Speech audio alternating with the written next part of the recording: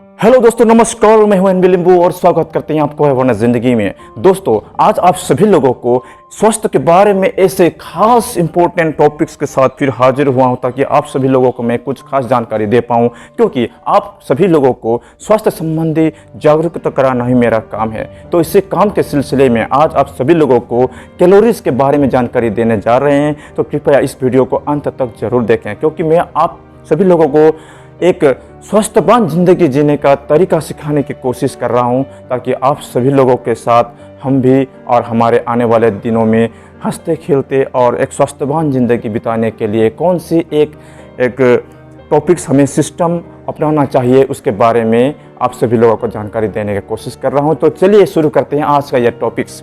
दोस्तों, सबसे पहले मैं आप सभी लोगों को बताना चाहता हूं कि कैलोरीज क्या होता है, कैलोरीज हमारे शरीर में कितने प्रकार के होते हैं, कैलोरीज का हमारे शरीर के साथ संबंध क्या है, कैलोरीज कौन कौन से ऐसे तत्व है जिसके हम कंज्यूम करने के बाद, जिसको खाने के बाद हमें कैलोरी मिलती है। तो इन सभी चीज़ों को डिटेल्स जानकारी देंगे कुछ प्रश्न यानी सवाल के माध्यम से। अगर इन सवालों का जवाब देते देते आप सभी लोगों को जानकारी मिल जाए तो मैं उम्मीद करता हूं कि आप सभी लोगों को अच्छी से समझ में आ जाए। तो चलिए शुरू करते हैं सवालों के साथ। कैलोरी क्या है? कैलोरी ऊर्जा मापने की एक इकाई है यानी यूनिट है, जिसका प्रयोग खाने में ऊर्जा की मात्रा को मापने के लिए किया जाता है।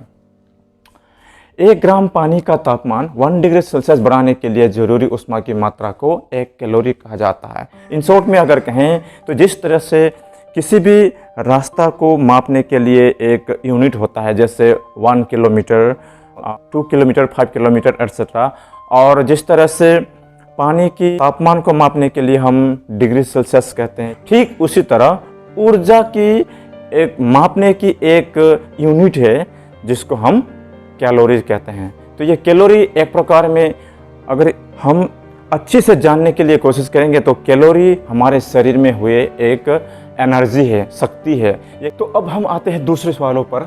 सवाल है, हमारे शरीर के लिए कैलोरीज का क्या महत्व है? मानव शरीर को जिंदा रखने के लिए कैलोरी की ज़रूरत पड़ती है। अब हमें जिंदा तो रहना चाहिए, तो उसके लिए हमें एनर्जी की ज़रूरत होती है, मतलब कैलोरीज की ज़रूरत होती है।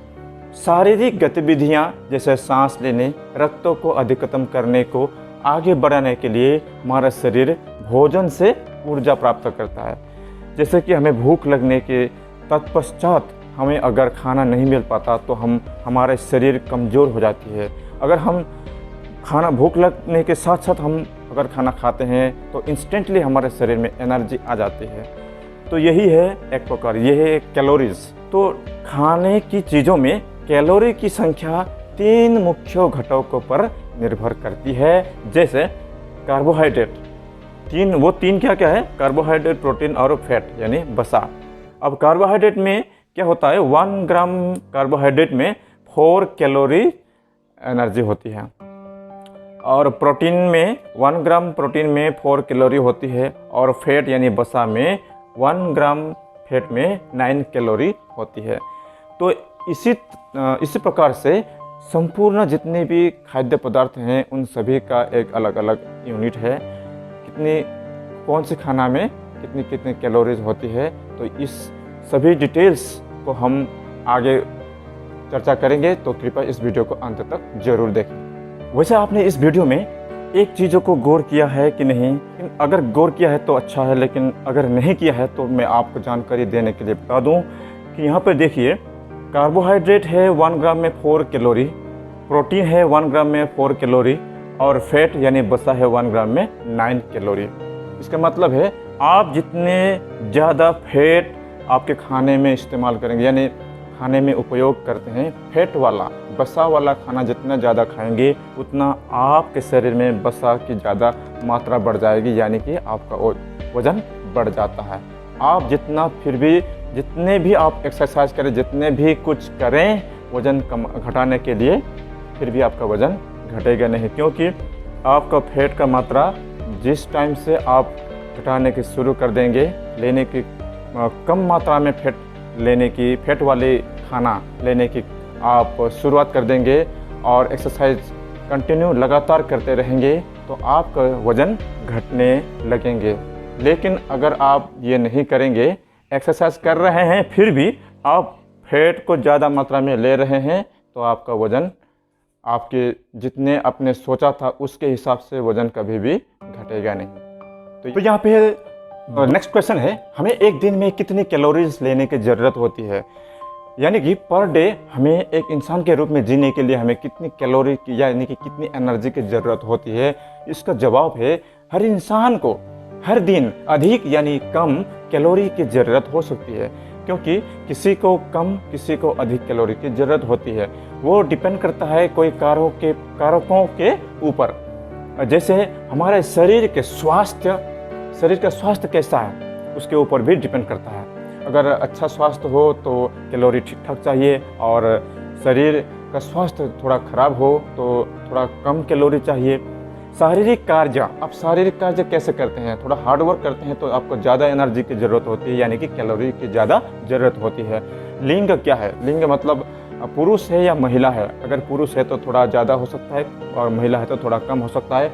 उसके बारे में डिटेल्स हम थोड़ी देर बाद चर्चा करेंगे।